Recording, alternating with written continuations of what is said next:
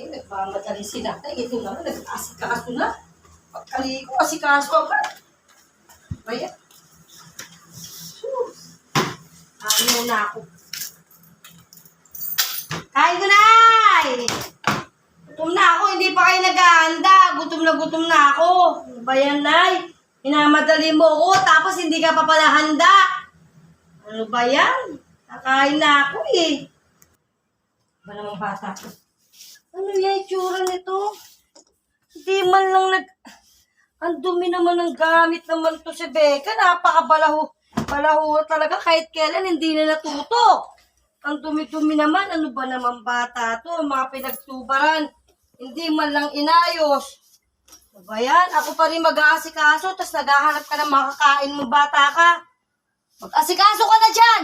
Hindi kita maasikaso sa ginawa mo ganito. Ang dumi-dumi ng kwarto. Tignan mo naman. Hindi mo man lang inayos sa iba.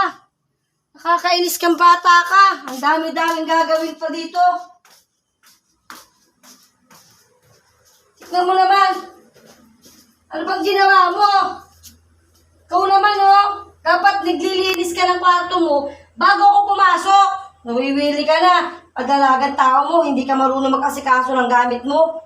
Di naman nakakatuwa yung ganyan, ha? Lalaki kang hindi marunong. Oh. Nanay, kayo na mag-asikaso dyan.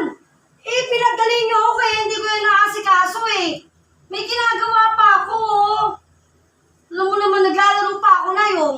Pag natalo ako dito, maiinis na naman ako. Kayo na mag-asikaso niyan, minadali mo kasi ako, sana hindi mo ako minamadali. Gagawin ko naman kasi yung gusto ko gawin, gagawin ko. Di kayo na magtiklop dyan. Kakain pa nga ako, ayusin niyo muna kinainan ko.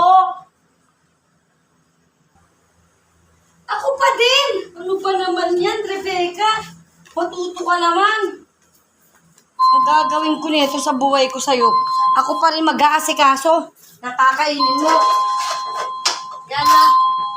Kumain ka. Sige, handa ako na pagkain mo.